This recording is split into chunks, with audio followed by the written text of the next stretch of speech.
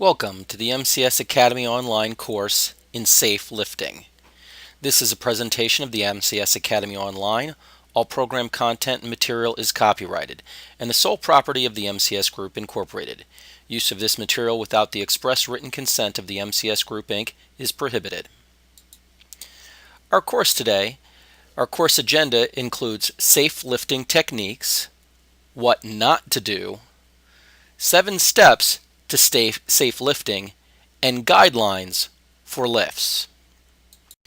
When beginning with safe lifting techniques, the first thing to remember is that you should always plan your lift. Understand what the weight of the box is, where the box is going to be placed, and determine whether you need help with the load. Is it a weight that would require additional support, either with a coworker or particular lift equipment, pallet jacks, forklifts alike? Determine whether or not the path to where the material is going is clear. For longer lifts, make sure that you consider resting the load on a table or bench between lifts so that you can readjust and make sure you have an appropriate grip on the package. In the example video, you'll see that the person we have participating will demonstrate that they are going to check the weight of the package before actually lifting it, pushing it a little bit to side to see if there is actually a weight issue before attempting to lift the item. Remembering that you're testing the small box just as much as the large box, because the weight of the box can be deceptive. You may have a small box that's loaded with lead and is therefore much heavier than even a larger box. You want to make sure when you're safely lifting that you position your feet approximately shoulder width apart, making sure that you have sufficient balance and a stable base for lifting. You want to make sure that your lead leg is comfortable and pointed in the direction you intend to go. You want to make sure to maintain good posture for the entire lift. When lifting from a low level, make sure to bend your knees, but not keel over or overflex your knees. Keep the back straight, maintain its natural curve, and when possible, tuck your chin slightly. Lean forward to obtain a good grip using your palms and your fingertips. Keep the shoulder level and facing in the same direction as your hips. If you don't face in the same direction of your hips, you will be actually twisting your torso, which actually provides a potential concern in terms of pulling your obliques or other muscles in your torso. In this example, you'll see an example of someone safely lifting this item. You're going to see them bending at the knees, getting as low and as close to the object as possible. You don't want to try and lift an item away from your body. And you'll see he turns with his legs, not turning the torso, then bending again to place the item onto the cart.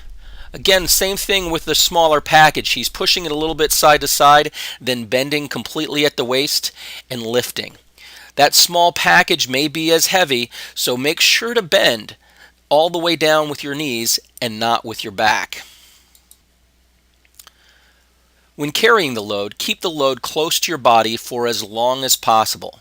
Keep the heaviest side of the load next to your body. When you're testing the load and pushing it a little bit side to side, you're trying to determine whether or not the load is balanced. It may be that there's a weight in the box that is to one side of the box rather than the other, and that it's not positioned in the center of the box.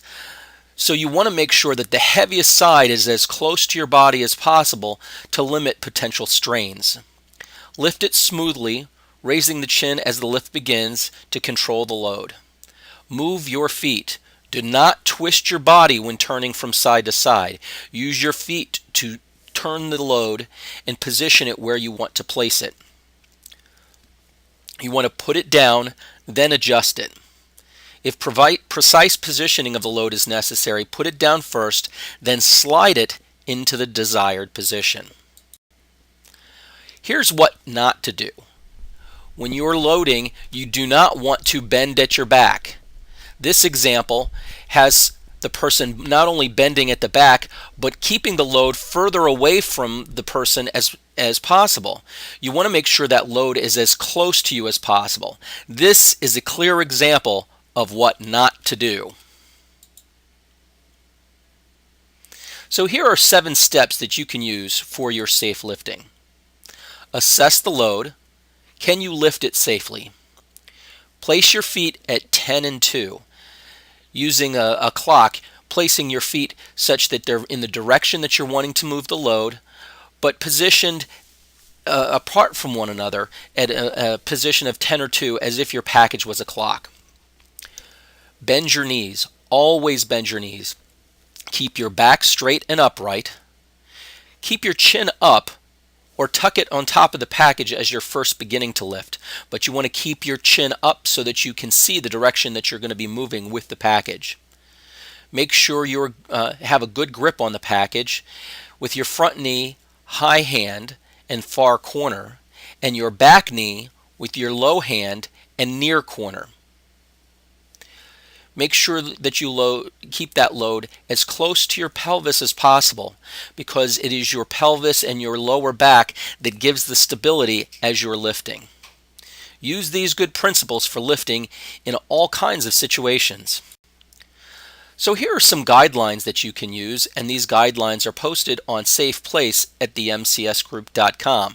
These guidelines can be placed in your site and posted so that each associate can see them as good examples. You'll notice that heavier weights are listed in the middle, close to the torso in the person in the example to the left of each diagram.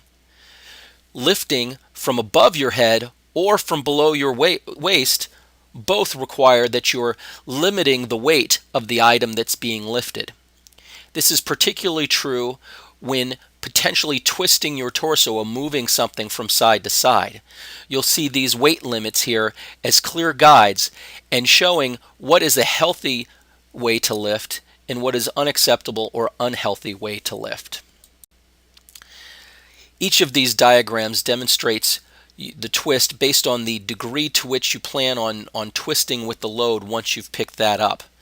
So make sure that you're using the appropriate diagram for the appropriate lift.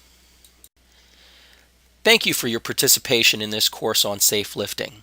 In order to receive course credit for completion of this course, you must take the test associated with the course. Please use the safe lifting test that's found in the on-demand portion of the MCS Academy online. Thank you.